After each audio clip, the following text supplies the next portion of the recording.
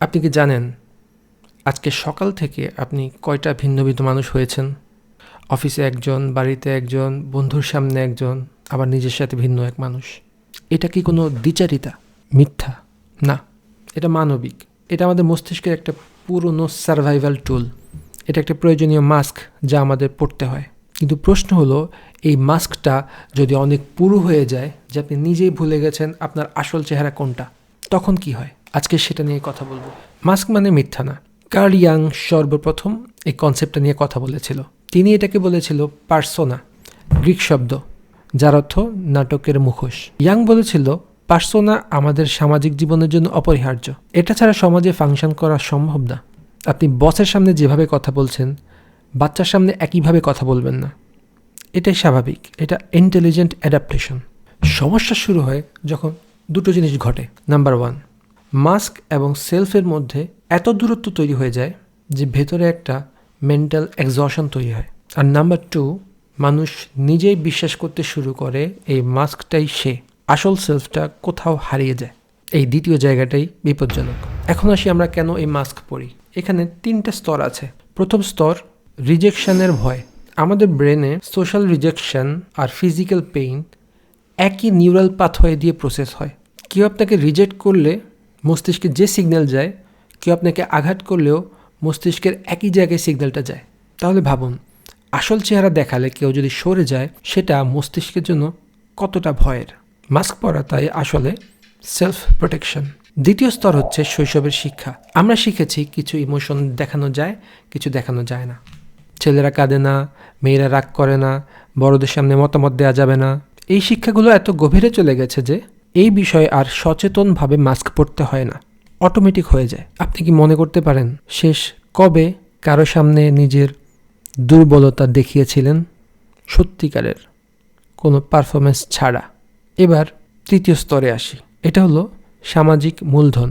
আধুনিক জীবনে আমাদের ইমেজ বা রেপুটেশন এটা একটা অ্যাসেট।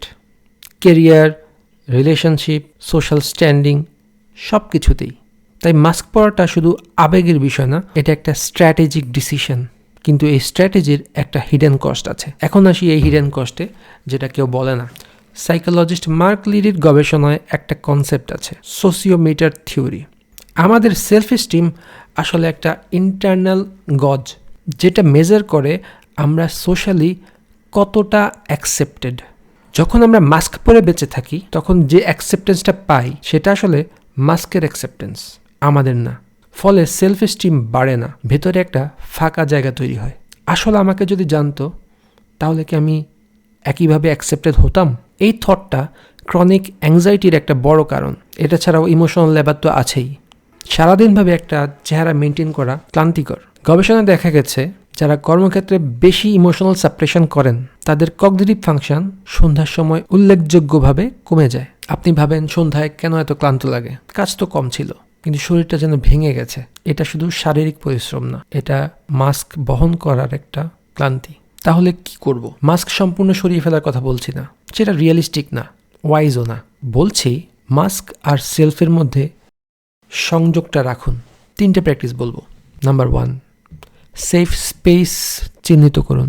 জীবনে অন্তত একটা জায়গা, একটা মানুষ, একটা সময় রাখুন যেখানে মাস্কটা নামানো যায়। জার্নাল হতে পারে, থেরাপিস্ট হতে পারে, ভালো কোনো বন্ধু হতে পারে। এই জায়গাটা না থাকলে মানুষ ভেতর থেকে শুকিয়ে যায়। নাম্বার 2, নিজের সাথে সৎ থাকুন। অন্যের সামনে মাস্ক পরলেও নিজের সাথে সৎ থাকুন। আমি যেটা করছি এটাকে আমি সত্যিই চাই নাকি সোশ্যাল প্রেশারে করছি? এই প্রশ্নটা সবসময় করুন। নাম্বার 3, ভালনারেবিলিটিকে উইকনেস ভাবা বন্ধ করুন। রিসার্চার ব্রেনে ব্রাউন 2 দশকের গবেষণায় দেখিয়েছেন, যারা ভালনারেবিলিটি প্রকাশ করতে পারে তারা আসলে বেশি কানেক্টেড, বেশি রেজিলিয়েন্ট এবং বেশি অথেন্টিক জীবনযাপন করতে পারে। মাস্ক নামানো দুর্বলতা না, এটা একটা বিশেষ ধরনের সাহস।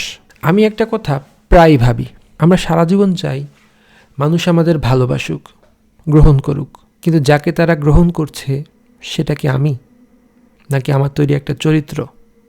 এই প্রশ্নের উত্তর খোঁজাটা আনকমফোর্টেবল, কিন্তু এই অস্বস্তির ভেতরেই আসল পরিচয়ের শুরু। আপনার জীবনে কি এমন কেউ আছে যার সাথে আপনি সম্পূর্ণ মাস্ক মুক্ত? যদি থাকে, সেই সম্পর্কটাকে আঁকড়ে ধরুন। এটা খুব রেয়ার। যদি না থাকে সেটাও একটা ইনফরমেশন, নিজের সম্পর্কে একটা গুরুত্বপূর্ণ ইনফরমেশন। সোল ওয়েলনেসে আমরা এই গভীর জায়গাগুলো নিয়ে কথা বলি। আমাদের সাথে থাকুন, ভালো থাকুন, টেক কেয়ার।